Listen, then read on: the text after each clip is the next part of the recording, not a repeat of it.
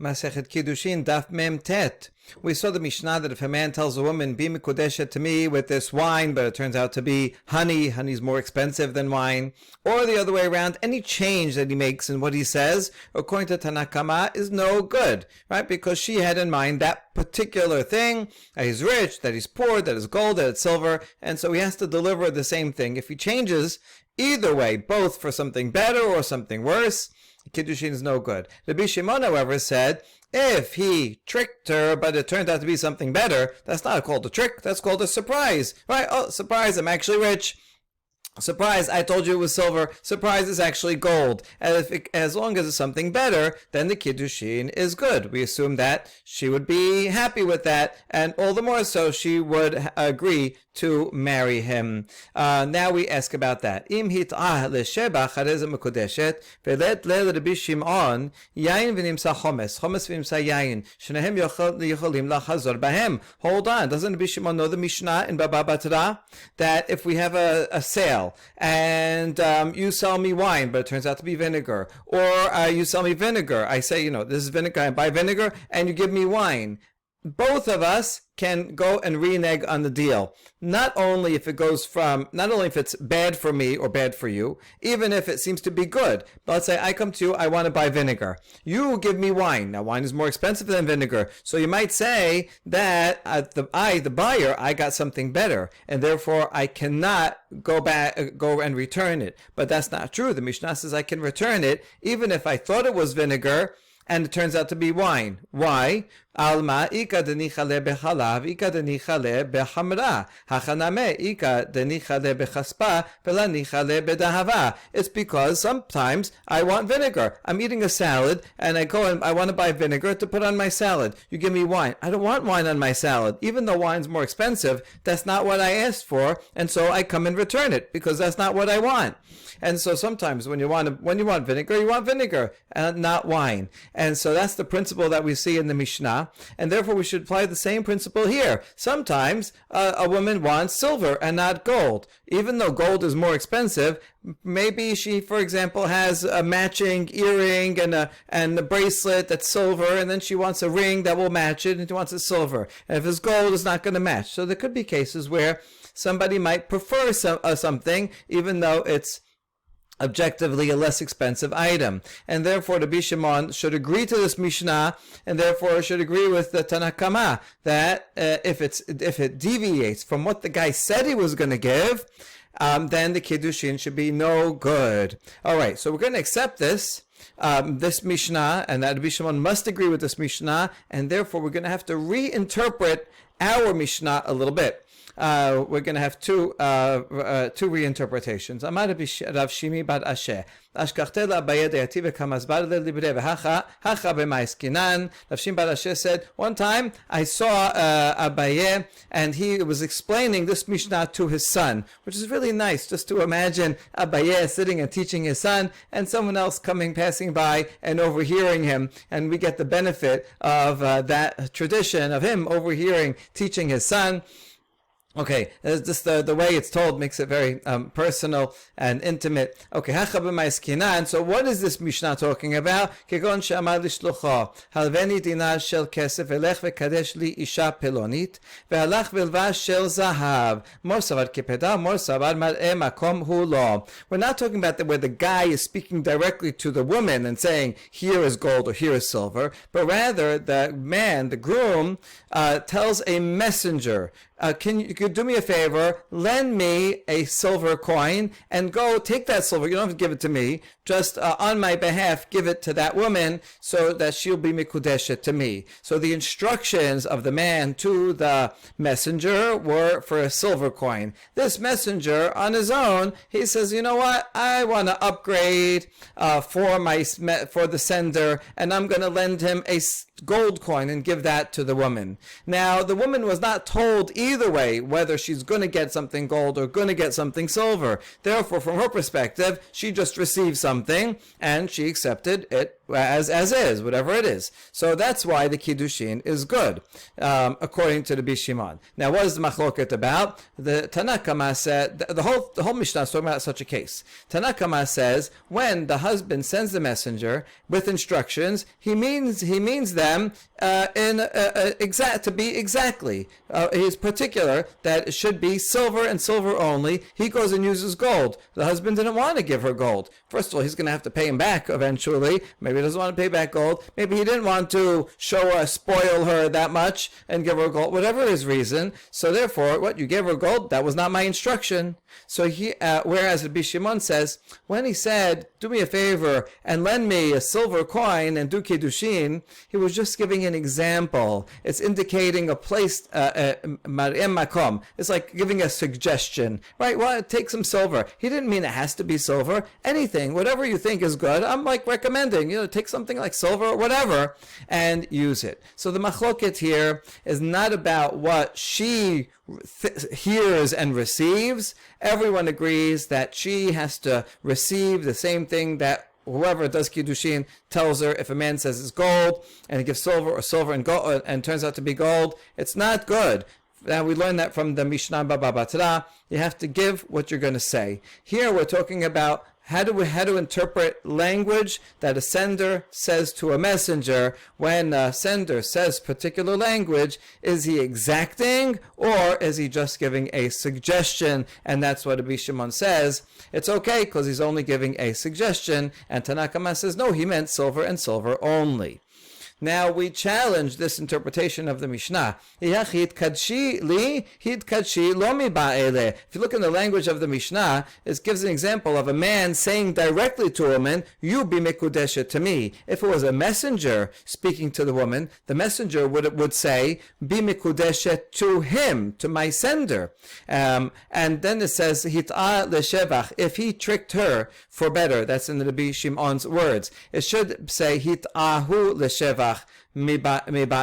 Should say the messenger misled the sender, right? Because no one's misleading the woman. No one told the woman anything. But rather, it's the language between these two guys. Nimsa, and at the end it says, it turns out to be gold, turns out to be silver. Well, as if that refers to the woman. She didn't know what it was. She thought, she was told it was silver, and then turns out it was gold. But in this case, mekaranami zahav hava. The thing that was nothing different was told to the woman, that she's finding out, oh look, it turns out to be gold. She wasn't told anything. She didn't think it was silver in the first place or gold in the first place. He just said, here, baby, kudeshet to my sender with this. So the language of the Mishnah does not fit the interpretation of Abaye that we're talking about a messenger that the husband sends. Ela amarava. Rather, we're going to have another scenario where it'll also be about language of messenger, but this one will fit the Mishnah's words better. So me and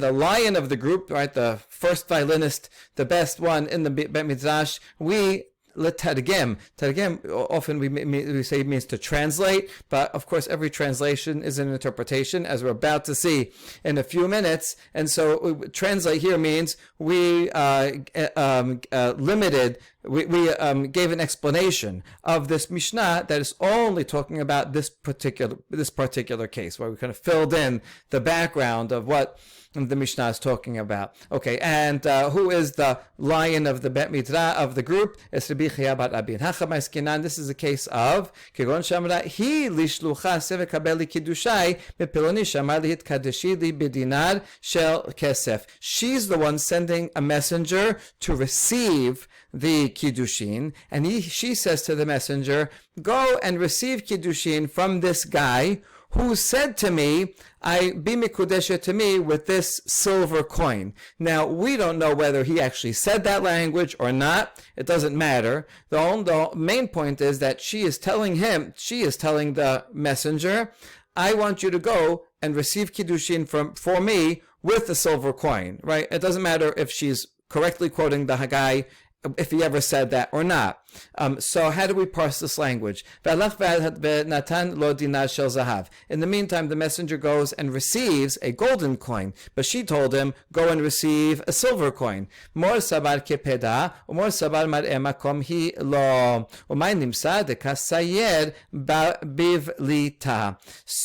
the Tanakama says she is exacting in her words. She said, I want you to go to that guy who said he's going to give me a silver coin. It didn't matter even if it didn't say that. Point is that she is saying, I want a silver coin and a silver coin only. That's going to match my set. I don't want a gold coin. And therefore, it's no good because it goes against her wishes.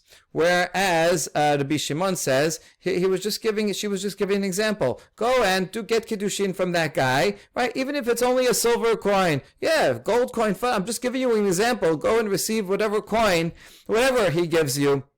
And therefore the Kiddushin is good. So this, again, is not about whether, if they were face to face, even Rabbi Shimon would agree that if a man it says here is a silver coin and gives her a gold coin, it's no good because he said explicitly what, and she's expecting that. So then we have to assume that she wanted something in particular. Here we're talking about how to parse language that is said to a messenger. Is language parsed precisely, or is it just giving an example? Okay, in this interpretation, the pronouns here, right, be mikudeshet, to me is accurate because she is quoting something, what she thought anyway, what he said to her. So that's direct language, so it makes sense. Hit kachi li and hit'a leshevach also makes sense. He had said, or at least in her mind, said that this is going to be silver or this is going to be gold. But what's the nimsa, which sounds like it's a surprise, that, at the end, why don't they know what it is? Oh, we explained that it was wrapped in cloth. So the husband gave it to her messenger, some coin wrapped in cloth. The messenger didn't see what it was, and then brings it to her. She unwraps it and says, oh, this is gold. But I said, go and receive something silver. So does she mean it has to be silver or not? So now the language can all read just fine, according to Rava's interpretation of the Mishnah. Okay, good. So that's the explanation and answer to that challenge to Rabbi Shimon. But now we got onto this topic of parsing language. We're going to see a couple of more examples. Amar Rabbi Shimon v'Rabban Shimon ben Gamliel v'Rabbi Elazar kol svira lehu mar'ed makom hu lo. Not only Rabbi Shimon that we just saw, but these two other Tanaim also agree with this principle that when someone gives instructions, and they say some details in the instructions, they're only giving a suggestion, they don't really mean it. Rabbi Shimon had Amaran, we also what Rabbi Shimon says, Rabban Shimon ben Gamliel, Ditanan, and here we're going to see the example of Rabbi Shimon ben Gamliel. Just, as an example, if I ask someone, can you go to 7-Eleven and get me Diet Coke, and that messenger instead goes to a different store, right? In that case, I don't mean it has to go to 7-Eleven, I just meant like a suggestion. Can you go to the store? If they go to any store, it's the same thing. So that's a case where you'd assume that it's not particular in the instructions that it has to be that way. But there could be other cases where, no, I want to do it exactly this way for some reason. Okay, so how do we parse language? Ditnan. Get pashut is the Mishnah, also in Baba Batra. Edav mitocho, mikushad edav me'achorav. There's two types of gitin, a regular ordinary get, where the witnesses sign on the same side as the rest of the writing. But there's also a tied get, in which each looks like this. You write one line and then it's folded, and the witnesses sign on the back of it, and every time it's folded, they sign again on the back. These are two different types of gitin. If a kohen is divorcing someone, then he has to use the mekusha because it takes a lot longer, and that way, in the meantime, while the scribe is taking a long time to prepare it, maybe he'll calm down and end up not divorcing his wife. If he's not a kohen and then he changes his mind, he can always remarry her, but a kohen cannot remarry his divorcee. Okay, but anyway, these are two types of gitin, and there were some places that used one, and some places that used other, and some people prefer this one and that one. Now here, what if you have a mistake? Pashut shekatavu edav ma'achorav, mikusha shekatvu edav mitocho shenehem pesulin. If you have an ordinary get, but then the witness is signed on the back, or a tied get and the witness is signed on the front, it's no good. Rabbi Hanina ben Gamliel Omer, mikusha shekatvu edav mitocho kasher shechol lasoto pashut. Rabbi Hanina, the son of Gamliel, says if it's a tied get and they wrote it on the front, so it's okay because you can just turn it into an ordinary get, right? Just unfold it and now it'll be an ordinary get. Rabban Shimon ben Gamliel says it depends on what people generally do in that place. If everybody writes ordinary get and then this husband orders husband orders an ordinary get, get, and then the scribe gives him something different, right? Then that's not what he wanted. Then that's not good. Now this seems to be a non sequitur because Hakol Minhag Medina. What does Tanna Kama think about Minhag Medina? So that's what we're going to explain. Does the Tanna Kama not agree? Right? Wouldn't he agree that if I, the husband, I want to divorce my wife, and I ask the scribe to write it one way, to give me a get, and he gives me something different from what I asked for, or something different from the usual custom, wouldn't Tanna Kama agree that that's not good because it's not what I asked for? So Rav Ashi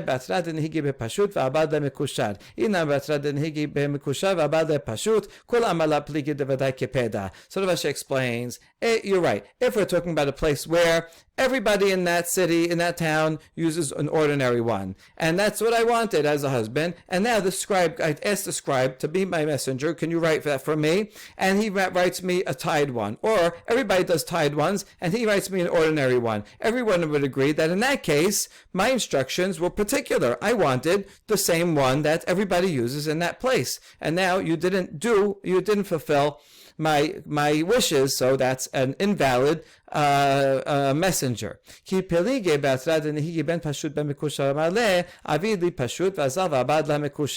rather we're talking about a case here where in the same place some people we're using ordinary get, some people use a tied get, and now this husband goes and tells a scribe, do this for me, and as a messenger, and write me an ordinary one. And he goes and writes a tied one. So is that valid? A valid get or not? Mor savar kepeda. The Tanna Kama said, no, I meant particularly, I wanted this kind, and you didn't make the kind I wanted. Therefore, you're not my messenger. It's not a good get. Whereas Rabban Shimon ben Gamliel says, Mor savar mareh makom hulo. He's just giving him an example. Can you make me an ordinary get? I didn't really care if it was this way or that way. I was just giving you an example, and therefore it is a valid get, although it depends on the place, right? If it was a place where everybody does it, then I do care. But if some people do this way, some people do that way, then I'm just giving you an example and I don't care.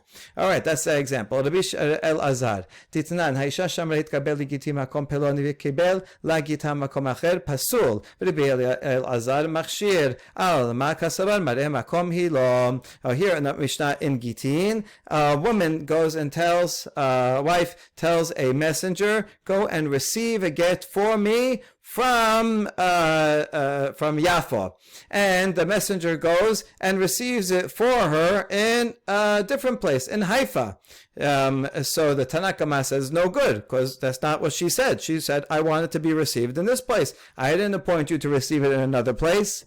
But Rabbi Elazar says it's fine, because this is literally Mar'eh Makom. She's indicating a place that my husband probably is in Yafo. I know he likes to spend time there, so go there. She didn't mean only receive it in there. She's just giving a recommendation, a suggestion. You receive it there because that's where he probably is. Oh, you found him in Haifa? Oh, I guess he went there. Yes, she was giving it just an example, and therefore is permitted. So that's yet a third Tana that agrees with this principle that instructions given to a messenger are just recommendations, but not don't have to be followed. And if they're not followed exactly, the messenger is still valid. Amar Ula machloket b'shevach mamon ava b'shevach yuchasin dibra kol ena mikudeshet. Ula is limiting Rabbi Shimon's disagreement even further, and he says he only disagrees when there is a difference regarding money that if it's a case where it was she thought she was getting silver, but it turns out to be gold, then Rabbi Shimon says that's fine, it's good because it's more money, and he would agree, even though Tanakama says no, people want exactly that thing. However, if it's a difference regarding lineage, then even Rabbi Shimon would agree that lineage up or lineage down is no good. Why?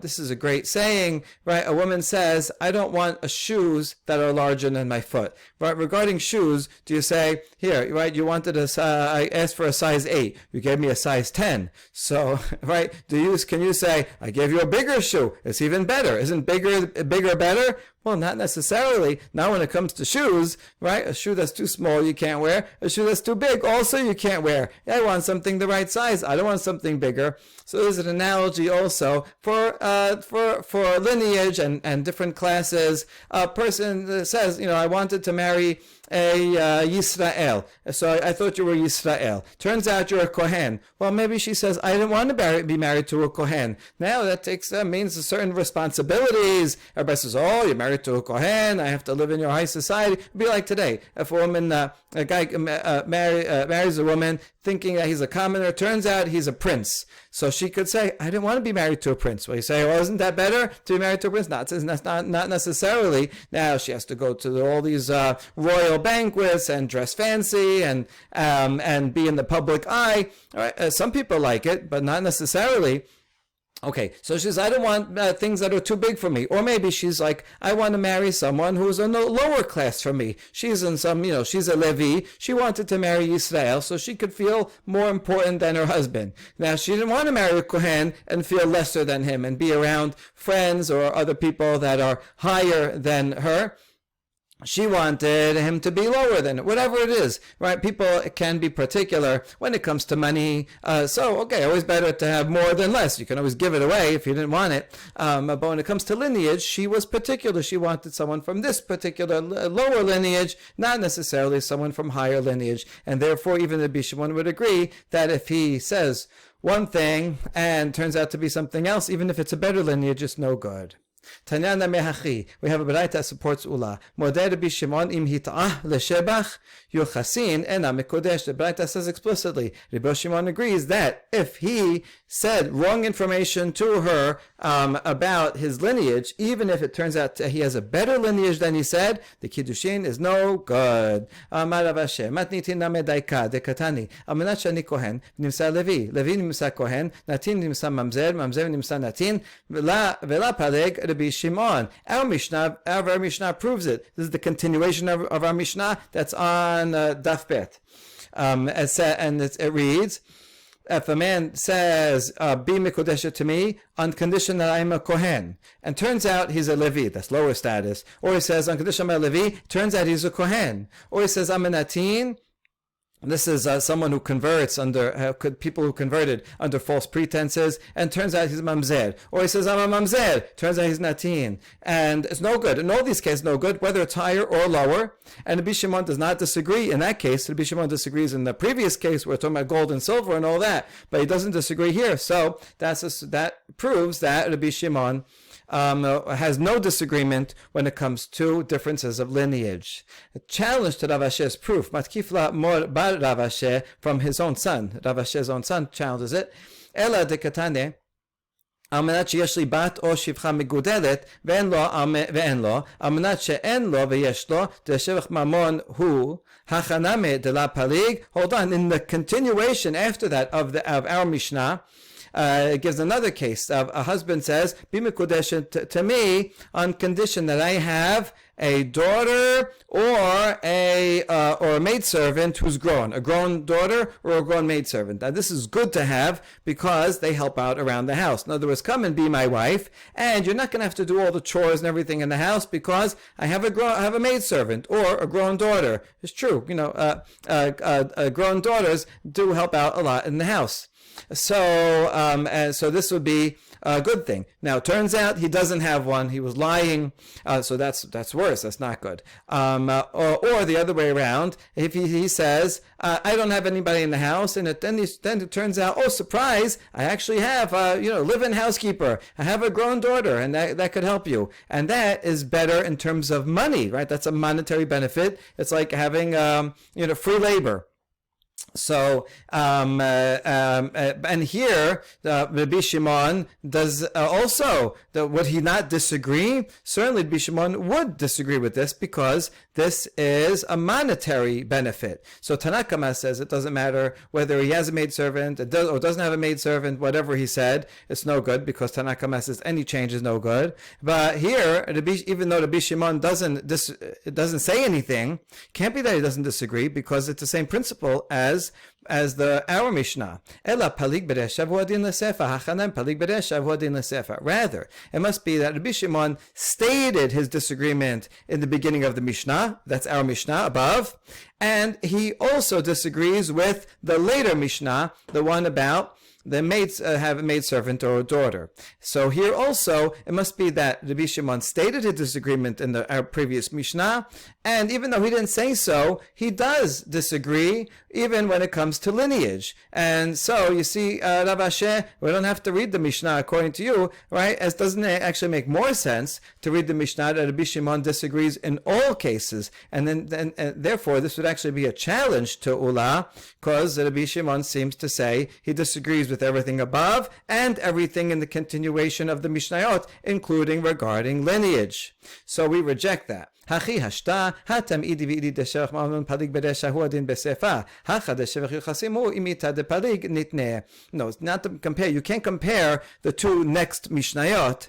In the later Mishnah, which is about a maidservant, and that's also talking about money, right? Having a free housekeeping versus not free housekeeping. That's talking about money. So just like Rabbi Shimon argues regarding the gold and silver, certainly he would argue in that case also and say, it's always better if he said I have no maidservant, and he does have a maidservant, so all the more so it would be good. It's just the same principle. He doesn't have to say it again. But in the case of the Yochasim, Kohen Levi Kohen, right, which that has to do with lineage, if Rabbi Shimon disagreed, you'd have to say so because that's a chidush. So therefore, we can assume that regarding if he says Levi, it turns out to be a Kohen, Rabbi Shimon agrees with Tanakama, it's no good. Any change in lineage is no good. And if it has to do with money, he already disagreed in the first one, and therefore that would be the same in the case of the maidservant. So Ula is confirmed, even though Rabbi Shimon said it only once regarding Mammon, we can assume that Rabbi Shimon will disagree in any case that has to do with money, but he will agree with Tanakama in any case that has to do with lineage. That's one way to explain the coming Mishnayot. According to Ula, or another way, Ibaitema, Hachana Meshebach Yochasin, Misabarat Mai Migudelet, Gedola Mamash, Mai Migudelet, Gedgadelet, Tamrahi Lani Khalid Shakla Mile Minai, Bazanaja Kameshi Shibabutai. Or another explanation is that you misunderstood that case of the daughter and maidservant. That also is a case that's more similar to lineage. Did you think Migudelet means grown, meaning grown enough that she can help out, not like a 4-year-old who can't do anything? No, rather Megodelet means she's a hairdresser, right? The guy comes and says, Mi Mekodesha to me, I have a live-in hairdresser, right? Either my daughter is a hairdresser or I have a maidservant who is a hairdresser. Isn't that good for you? You can get your hair done every day, in-house, for free. So it seems like it would be good, but she may very well say, I don't want my words to be taken and passed around the neighborhood, right? Where does gossip tend to be passed around? At the hairdresser. Everybody talks while they're doing the hair, so she's going to have a hairdresser in-house watching everything that she's doing. Oh, did you know they had a fight last night? Did you know they have this problem and that problem? And this maidservant or daughter is going to go do hairdressing and the beauty parlor and for other people and gossip about everything. And so this wife coming in says, wait, you didn't tell me you had a hairdresser. He's like, surprise, right? Isn't this good? Not necessarily good. So this is not like money where if it's just about, is $200 better than $100? Yeah, you could do more with 200 than with 100. You don't want to spend it, don't spend it. But so this is not like, this is more like lineage where, oh, surprise, I'm actually a prince. Prince, I don't want to be a prince. I want to live a normal life. And so she here too, she says, hairdresser in-house, forget it, I don't want a hairdresser. And so this case is in fact more like lineage.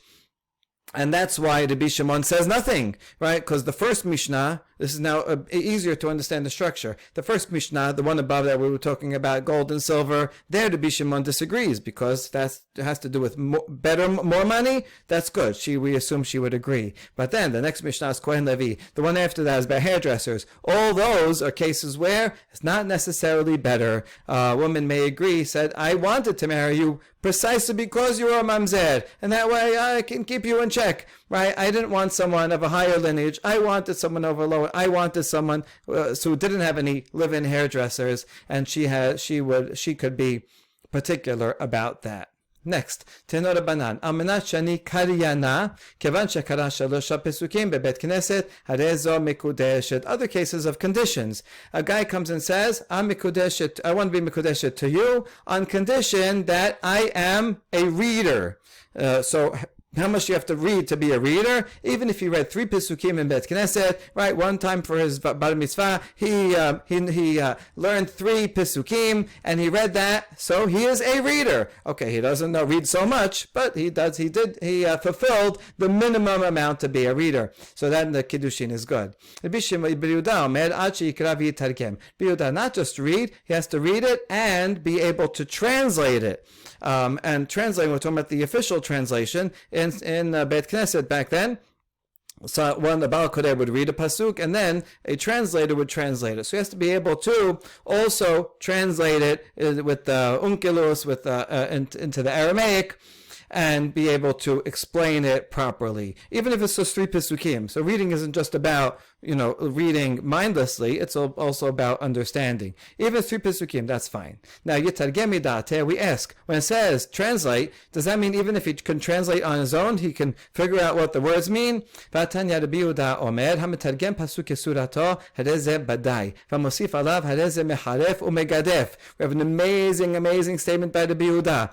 Someone who translates a pasuk literally according to its exact shape, meaning the literal wooden translation of the words, that person is a liar. Why a liar? Because if you ever try to translate from one language to another and you do it very literally, you're going to end up with something wrong because it doesn't mean the same thing in another language. Here it's even more than that. A pasuk has to be understood according to his traditional understanding of the oral law. If you take a pasuk, a law, and you translate it literally, well, then you're going to be a Sadducee or a Karaite, right? You have to interpret it according to Unkelus. Unkelus is not a literal translation. Unkelus will often add in certain particular explanations according to the Torah Shebe'al Peh. So if you're going to translate everything exactly literally, then actually you're lying because that's not how the pasuk is supposed to be understood. So you can't do that. Also, if you're going to add to it, you can say, well, the pasuk is too concise, the Hebrew is too concise, and I have to add to it in order to elaborate and explain. Now, if you're going to elaborate and explain and add, you're going to end up cursing and blaspheming God. There's examples of Pesukim where if you would interpret them in a more elaborate way, then it would come to all kinds of terrible explanations. And so therefore, it's no simple matter to translate and explain a pasuk. We can't say that, as long as you can explain it on your own, make up some explanation, then you're called a reader. No, it could be really bad, either if it's too literal or if you add too much. A translation, which is always an explanation, has to be just right. So what does it mean? Elamai Targum Didan. We're talking about our translation. Targum Unkelos is not just any translation. This is an accepted, official translation of the Torah. That is what's used in public for teaching during the reading of the Sefer Torah. You read the Hebrew original and you read Targum in Golos, right? That's the public, received, official, legal translation. So it has to be that translation, not just any random made-up translation that could be either liars, either a lie or a curse. We want to avoid that. Okay, very insightful meditation about the difficulties of translation. Now, with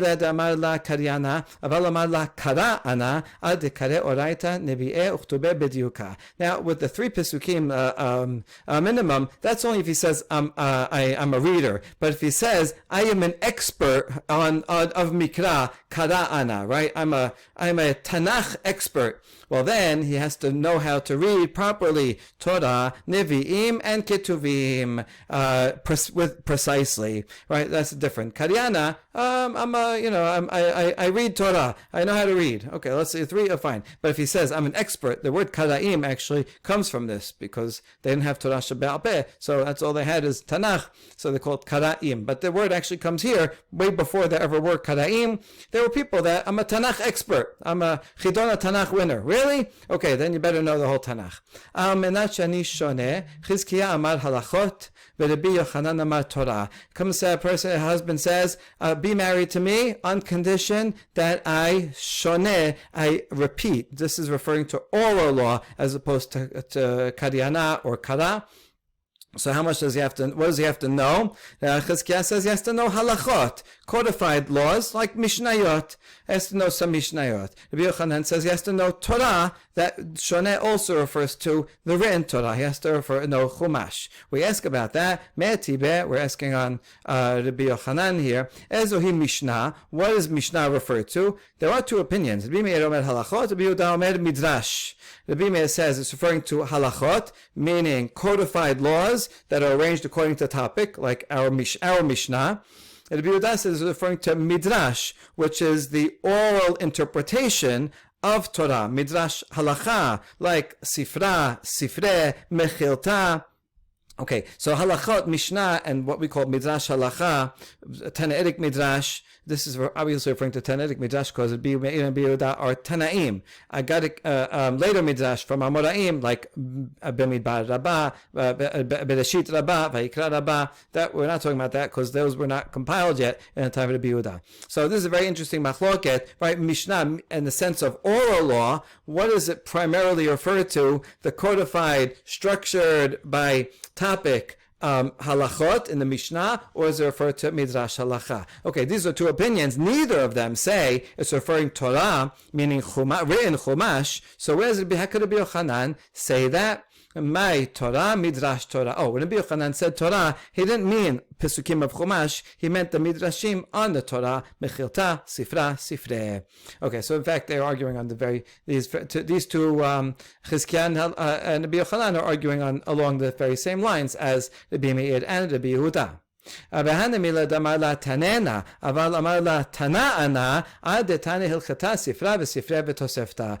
it says that he just has to know a few halachot, that's if he says I studied oral law. Okay, as long as you studied, right, so you studied Mishnah, oh fine, that's good enough. Or you studied some Midrash, fine, that's good enough. But if he says I am a Tana here, not in the sense of like Rabbi Akiva, the people that lived in the Tanaitic era that are responsible for composing and compiling the Mishnah and Midrash Halacha. Here we mean Tana in the sense of a professional memorizer who lived in the times of the Amoraim. If he says, I am a Tana, I am an expert in oral law, then he has to know by heart not only the halachot, meaning the mishnayot, but also the sifra, which is on Vayikra, sifre, which is on Bemidbar and Devarim, Tosefta, all the other baraitot that are not included in the Mishnah. He has to know all these things by heart to be a Tana. So that's parallel to the two types. Are you just a reader, or are you an expert in Tanakh? Here, do you know some oral law, or are you an expert in oral law? Those are different categories. Al menat shani tamid. Some says, Marry me on condition that I am a student. And omrim ki Shimon ben Azar, Shimon ben Zoma. You don't have to be students like Shimon ben Azar, Shimon ben Zoma. They were students, but they were very high level. Ela kol sheshoalin oto b'chol makom davar echad b'tamudo ve'omro v'afilu b'masechta dechala. A student means that you can ask him any question in the area that he's studying now. Right now, he's in the middle of studying Kiddushin. Ask him a question about Kiddushin. If he can answer within that, that's called a talmid.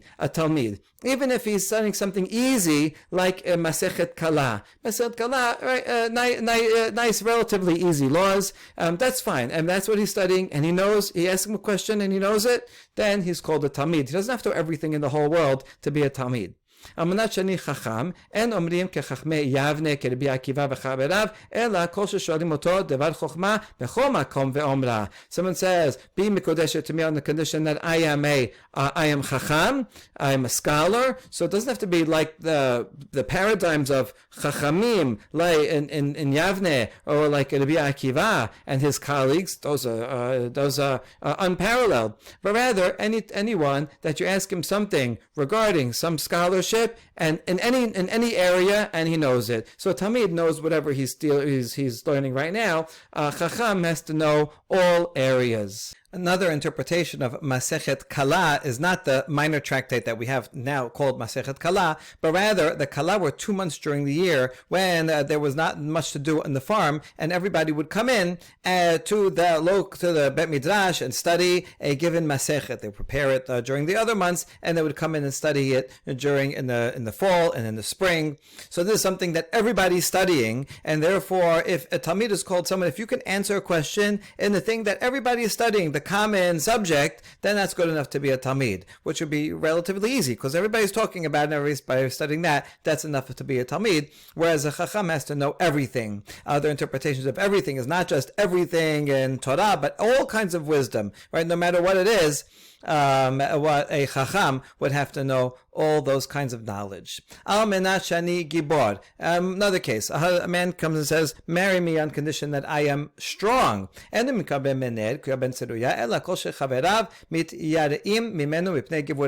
have to be as strong as Avnei ben Ner, Yoab ben Seruya, who were with King Shaul or King David. You don't have to be these paradigms of famous, mighty heroes, but rather as long as one's friends are afraid of him because he's stronger than most people around him, that's enough to be called Gibor.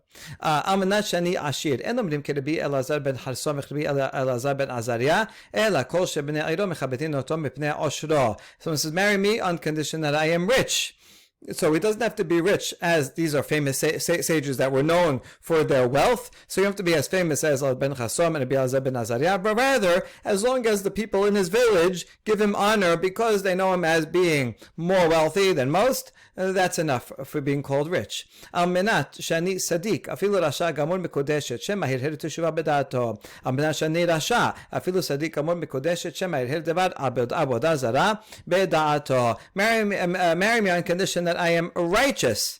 Even if he's a totally wicked person, he does only evil things all day and night, still the Kiddushin is good, because maybe for a moment he thought of doing teshubah, and even that thought makes him, for at least a little bit, a tzaddik for that moment, and so it's good. Or if he says, marry me on condition that I am wicked, even if he's a total righteous person, he does everything perfectly, still the Kiddushin is good, because maybe just at that moment he thought of doing avodah zarah, and even the thought of avodah zarah is itself a serious sin, which is really beautiful. Everybody has part tzaddik and part rasha, even someone who's totally one way, but the thought of something the other way is an exception, enough of an exception that they can be mikudeshet with that. Asara kabim chokhma yadu la'olam tisha natla eretz Yisrael ve'achad kol olam kulo. Now we've been talking about characteristics, good and bad, of different people, of grooms that say, be mikodesh on condition that I have this good trait or not. So now we're going to make generalizations about entire countries and ethnicities and peoples. Some good, some negative. Gemara will be pretty equal opportunity, making very broad generalizations about people, but some of of them are negative. Just a trigger warning. Okay, there were 10 measures of wisdom that came down to the world. 9 of them came down to Eretz Yisrael, and 1 to the rest of the world. It's true. You go to Israel now, and everybody has like 3 PhDs, and they're a plumber, right? Everybody's like super smart there. Asara kabim yofi yardu la'olam tishan natla Yerushalayim ve'echad kolam kulo. 10 measures of beauty came to the world. 9 of them are in Yerushalayim, beautiful city, and 1, the whole rest of the world has to share just 1/10. Asara kabim ashirut yardu la'olam tishan natla romi ve'echad kolam kulo. 10 measurements of wealth came to the world. Rome has 9/10 of it, and the rest, the whole world, has to share. In fact, Rome would collect taxes, a huge empire, and all those taxes would go to the city of Rome to build, Colosseum and beautiful things there. Asara kabim aniyut yardu la'olam tisha natla Bavel ve'echad kolam kulo. Of the 10 measurements of poverty, 9/10 went to Bavel, especially the Jewish community in Bavel. They were very poor, and 1 to the rest of the world. Asara kabim gasut yadu olam tisha natla elam ve'echad kol ha'olam kulo. 9/10 of arrogance went to Elam. They're very arrogant people there, and 1/10 to the rest of the world. Gasut le'Babel la nachit. Wait a second, we ask. But didn't arrogance go to Bavel? A lot of arrogant people there. And we have a proof from Zechariah. Zechariah sees a very strange nevuah of 2 women carrying this tub, this measuring bowl. V'haketi va'esa enai va'era va'ere v'neshetayim nashim yosot v'do b'chanfehem lahena chenafayim kechanfei chasida v'tisena et haifa ben ha'aretz ben hashamayim va'omer malach hadober bi ana hema molichot et haifa yomer elai livnot la bait be'eres shin'ar ve'amar Rabbi Yochanan zo chanupa v'gasut haruach sheyardu leBavel. So you just said that arrogance came to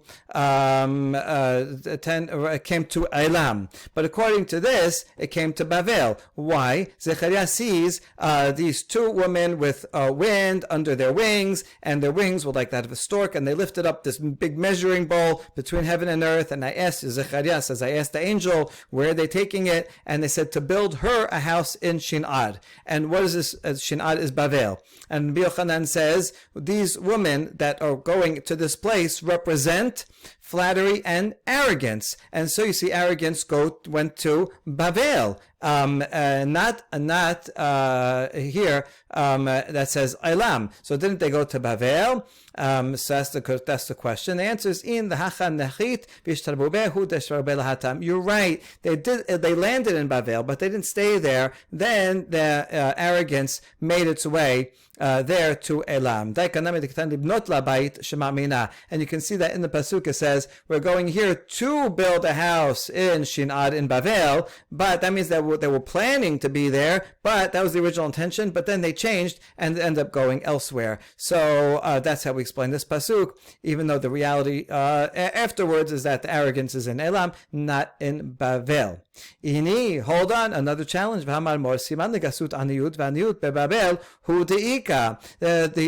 A sign of arrogance is poverty. When you see poverty and arrogance, they go together. And you said that poverty is in Bavel, so therefore arrogance must also be in Bavel and not Elam.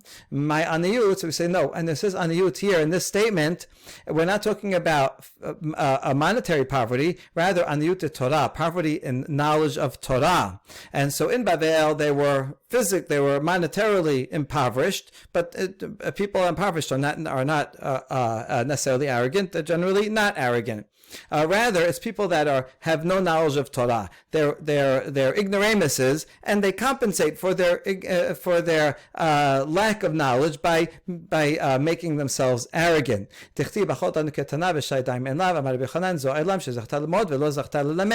we see that that's true for Elam, that they don't have Torah there, because the pasuk in Shir Hashirim that's talking about a sister who is not developed. Rabbi Yochanan says talking about Elam, this undevelopment of the sister is an analogy to Elam, where they learn Torah, but they never taught it. You see, they did not have Torah scholars there, and so their lack of Torah, poverty in Torah, goes hand in hand with their arrogance. 9/10 of strength in the world went to the Persians. Madai has a lot of lice, 9/10 of all the lice. Egypt has 9/10 of witchcraft. 9/10 of disease and plagues are found in pigs. 9/10 of licentiousness went to Arabia. 9/10 of brazenness went to Meshan, a place near Bavel. 9/10 of talkativeness went to women. All the men in the world have to only share 1/10 of speaking. 9/10 of drinking went to the Kushim.